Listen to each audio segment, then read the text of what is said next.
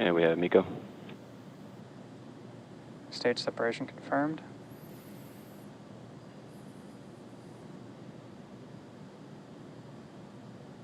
And ignition.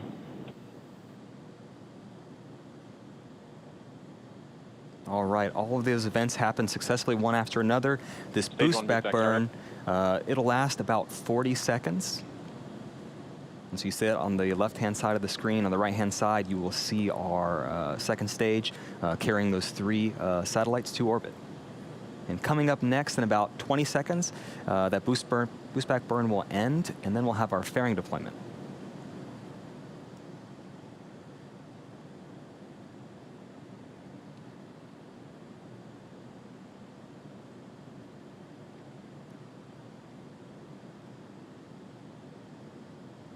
Stage 1 boost back shutdown. All right, one of those first landing burn, the boost back burns has successfully ended. Our 2 fairing halves will now jettison to expose the satellites to space.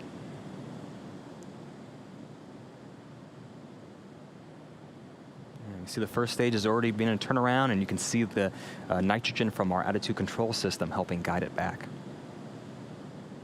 Fairing separation confirmed. There you see our 2 fairing halves have jettisoned. You can even see them in the background there on our MVAC engine, and you can see them from land too. It'll take us some time to get those to come back down. We'll keep you posted on the update.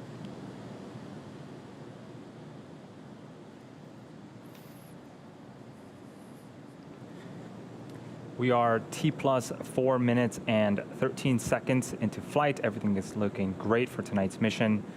On the right-hand side of your screen is a view of our second stage, specifically its Merlin vacuum engine. We also call it MVAC engine for short. It's currently in the first of its 2 planned, first and only planned MVAC burn. The first burn should last for about another 4 minutes.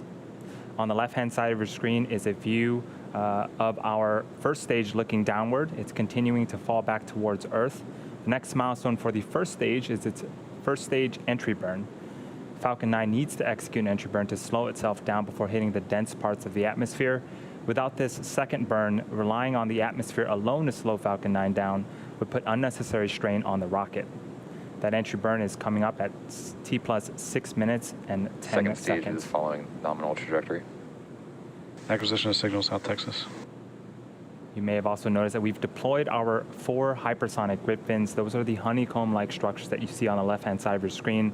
They help to guide the first stage back during descent by moving the center of pressure on the vehicle.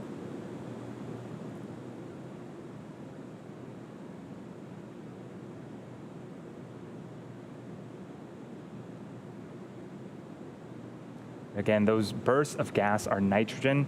It's absolutely normal, and those help to orient the rocket during its descent back towards Earth.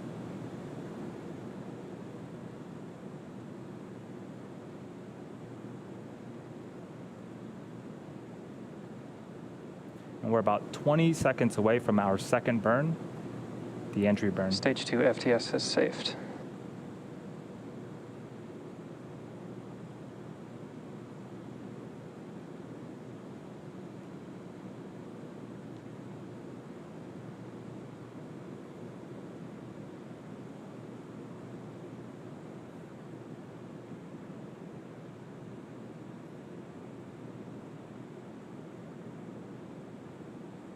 Stage 1 entry burn startup.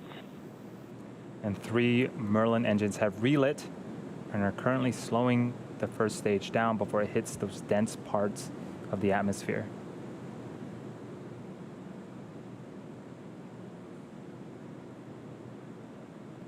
Second stage on the right-hand side of your screen is continuing to perform as expected. Stage 1 entry burn shutdown. And that is our second burn completed. And as we mentioned earlier, we are going to be attempting to recover this booster back at land on landing zone 1. The first stage has one more burn left. Is saved. That is the landing burn. It begins just before we touch down and provides the booster with a soft descent before we land. During this period, the landing legs will also be deploying. You might be able to catch it right before we touch down. They're stowed at the base of the vehicle and made up of state-of-the-art carbon fiber and aluminum honeycomb. Stage 1 transonic. You can see the Cape getting closer and closer. What a cool view. The first stage is passing through the cloud layers right now. Stage 1 landing burn startup.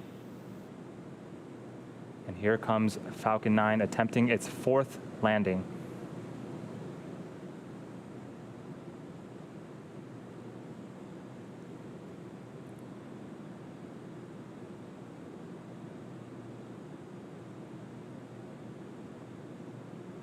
Stage 1 landing leg deploy.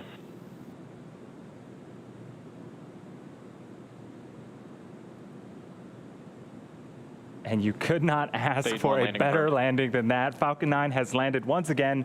That is number 4 for this first stage booster and the 58th overall of an orbital class rocket. What a way to start off tonight's mission.